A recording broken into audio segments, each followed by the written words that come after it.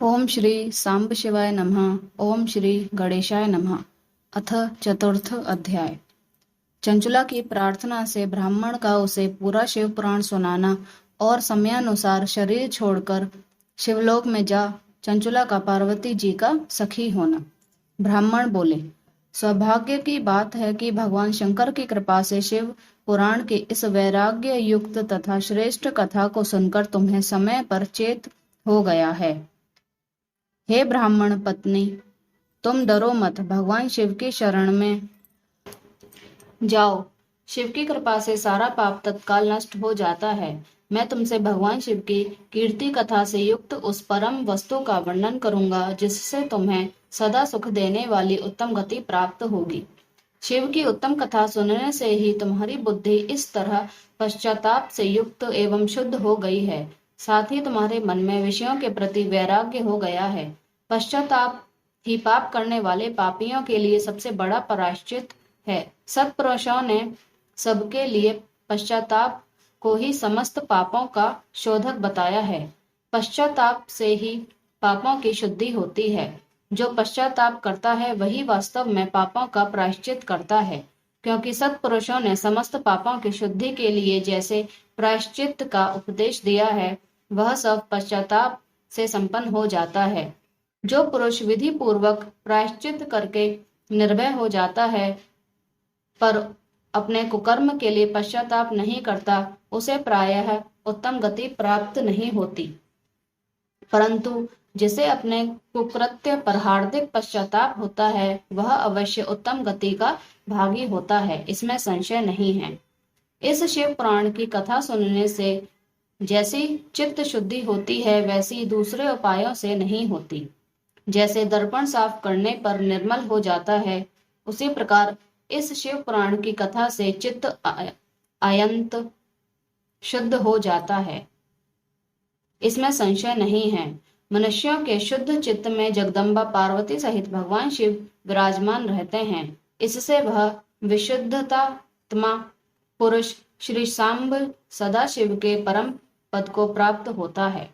इस प्रकार यह कथा रूपी साधन सभी प्राणियों के लिए उपकारी है और इसी कारण महादेव जी ने इसको आग्रह पूर्वक प्रकट किया है। इस कथा से भगवान उमापति का ध्यान सिद्ध हो जाता है। उस ध्यान से परम ज्ञान और उससे मोक्ष की प्राप्ति निश्चय ही होती है। भगवान शंकर के ध्यान में मग्न हुए बिना भी यदि कोई इस कथा को मात्र सुनता है, वह दूसरे जन्म में भगवान के ध्यान को सिद्ध कर परम पद को प्राप्त कर लेता है। इस कथा के श्रवण से भगवान शंकर के ध्यान को प्राप्त कर पश्चाताप करने वाले पापी पुरुष सिद्धि को प्राप्त हो गए हैं। इस उत्तम कथा का श्रवण समस्त मनुष्यों के लिए कल्याण का बीज है, अतः यथोचित शास्त्रोक्त मार्ग से इसकी आराधना अथवा सेवा करना चाहिए। यह कथा श्रवण भव बंधन रूपी रोग का नाश करने वाला है। भगवान शिव की कथा को सुनकर फिर अपने हृदय में उसका मनन एवं निधि ध्यान करने से पूर्णतया चित्त शुद्ध हो जाती है। चित्त शुद्धि होने से महेश्वर की भक्ति अपने दोनों पुत्रों ज्ञान और वैराग्य के साथ निश्चय ही प्रकट होती है। तत्पश्चात महेश्वर के अनुग्रह से दिव्य मुक्ति प्राप्त होती है, इसमें संशय नहीं है। जो शिव भक्ति से वंचित है, उसे पशु समझना चाहिए, क्योंकि उसका चित्त माया के बंधन में आसक्त है। वह निश्चय ही संसार बंधन से मुक्त नहीं हो पाता। हे ब्राह्मण पत्नी, इसलिए तुम विषयों से मन को हटा लो और भक्ति भाव से भगवान शंकर की इस परम पावन कथा को सुनो। परमात्मा शंकर की इस कथा को सुनने से तुम्हारे चित्त की शुद्धि होगी और उससे तुम्हारे मोक्ष की प्राप्ति हो जाएगी। निर्मल चित्त से भगवान शिव के चरणाविंदों का चिंतन करने वाले की एक ही जन्म में मुक्ति हो जाती है। यह मैं तुमसे सत्य सत्य कहता हूँ। सूत जी बोले, शौनक, इतना कहकर वे श्रेष्ठ शिव भक्त ब्राह्मण मौन हो गए। उनका हृदय करुणा से आर्द्र हो गया था। वे शुद्ध चित्त महात्मा भगवान शिव के ध्यान में मग्न हो गए। तदनंतर बिंदुक की पत्नी चंचला मन ही मन प्रसन्न हो उठी। ब्राह्मण का उक्त उपदेश सुनकर उसके नेत्रों में आनंद के आंसू छलक आए थे। वह ब्राह्मण पत्नी चंचला हर्षित हृदय से उन श्रेष्ठ ब्राह्मण के चरणों में गिर पड़ी और हाथ जोड़कर बोली, मैं कृतार्थ हो गई। तत्पश्चात उठकर वैराग्य युक्त तथा उत्तम बुद्धि वाली वह स्त्री जो अपने पापों के कारण आतंकित थी, उन महान शिव भक्त ब्राह्मण से हाथ जोड़कर गदगद वाणी में कहने लगी। चंचुला बोली, हे ब्राह्मण, हे शिव भक्त में श्रेष्ठ, हे स्वामिन, आप धन्य हैं, परमार्थदर्शी हैं और सदा परोपकार में लगे रहते हैं, इसलिए आप श्रेष्ठ साधु पुरुषों में प्रशंसा के योग्य हैं। हे साधु, मैं नरक के समुद्र में गिर रही हूँ, आप मेरा उद्धार कीजिए, उद्धार कीजिए।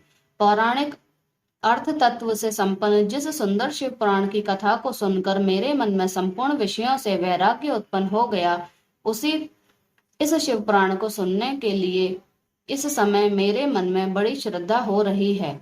सूत जी बोले। ऐसा कहकर हाथ जोड़ उनका अनुग्रह पाकर चंचला उस शिव पुराण की कथा को सुनने की इच्छा मन में लिए उन ब्राह्मण देवता की सेवा में तत्पर हो वहां रहने लगी। तदनंतर शिव भक्तों में श्रेष्ठ और शुद्ध बुद्धि वाले उन ब्राह्मण देवता ने उसी स्थान पर उस स्त्री को शिव पुराण की उत्तम कथा सुनाई। इस प्रकार उस गोकर्ण नामक महाक्षेत्र में उन्हीं श्रेष्ठ ब्राह्मण से उसने शिव पुराण की परम उत्तम कथा सुनी, जो भक्ति, ज्ञान और वैराग्य के बढ़ाने वाली तथा मुक्ति देने वाली है। उस परम उत्तम कथा को सुनकर वह ब्राह्मण पत्नी अत्यंत कृतार्थ हो गई। उन सद्गुरु की कृपा से उसका चित्त शीघ्र ही शुद्ध हो गया। भगवान शिव के अनुग्रह से उसके हृदय में शिव के सगुण रूप का चिंतन होने लगा। इस प्रकार सद्गुरु का आश्रय लेकर उसने भगवान शिव में लगी रहने वाली उत्तम बुद्धि पाकर शिव के सच्चिदानंद मय स्वरूप का बारंबार चिंतन आरंभ किया। वह प्रतिदिन तीर्थ के जल में स्नान करके जटा और वल्कल धारण करने लगी तथा समूची देह में भस्म लगाकर रुद्राक्ष के आभूषण धारण करने लगी। वह भगवान शिव के नाम जप में लगी रहती थी। सम्यति वाणी और अल्पहार करते हुए गुरु के बताए मार्ग से वह शिव जी को प्रसन्न करने लगी। हे शौनक, इस प्रकार शंभु का उत्तम ध्यान करते हुए उस चंचुला का बहुत सा समय बीत गया। तत्पश्चात समय के पूर्ण होने पर भक्ति, ज्ञान और वैराग्य से युक्त उस चंचला ने अपने शरीर को बिना किसी कष्ट के त्याग दिया। इतने में ही त्रिपुर शत्रु भगवान शिव का भेजा हुआ एक दिव्य विमान द्रुत गति से वहां पहुंचा, जो उनके अपने गणों से संयुक्त और भांति भांति के शोभा साधनों से संपन्न था। चंचला उस विमान पर चढ़ी और भगवान शिव के श्रेष्ठ पार्षदों ने उसे तत्काल शिवपुरी में पहुंचा दिया। उसके सारे मल धुल गए थे। वह दिव्य रूप धारिणी दिव्यांगना हो गई थी। उसके दिव्य अवयव उसकी शोभा बढ़ाते थे। मस्तक पर अर्धचंद्र का मुकुट धारण किए वह गौरी देवी शोभाशाली दिव्य आभूषणों से विभूषित थी। वहां पहुंचकर उसने त्रिनेत्रधारी महादेव जी को देखा। ब्रह्मा, विष्णु आदि देवता उन सनातन शिव की सेवा कर रहे थे। गणेश, भृंगी, नंदीश, वीरभद्रेश्वर आदि गण उत्तम भक्ति के साथ उनकी उपासना कर रहे थे। उनकी अंग कांति करोड़ों सूर्यों के समान प्रकाशित हो रही थी। कंठ में नील चिन्ह शोभा पाता था। उनके 5 मुख थे और प्रत्येक मुख में 3-3 नेत्र थे। मस्तक पर अर्धचंद्रकार मुकुट शोभा देता था।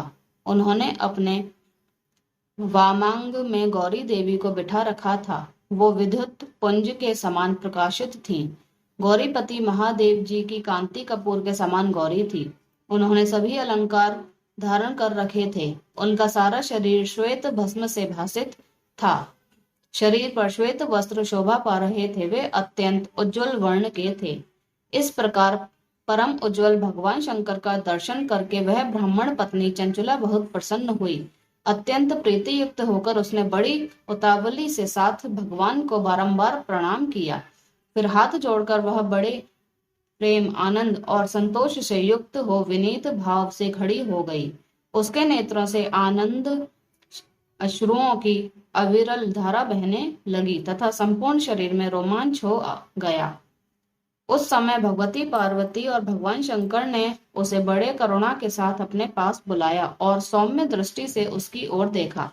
पार्वती जी ने तो दिव्य रूप धारणी बिंदुक प्रिया चंचुला को प्रेम पूर्वक अपनी सखी बना लिया। वह उत्तम परमानंद घन ज्योति स्वरूप सनातन धाम में अविचल निवास पाकर दिव्य सौख्य से संपन्न हो अक्षय सुख का अनुभव करने लगी। इस प्रकार श्री स्कंद महापुराण के अंतर्गत शिव महापुराण महात्म्य में चंचुला सदगति वर्णन नामक चौथा अध्याय पूर्ण हुआ। हर हर महादेव।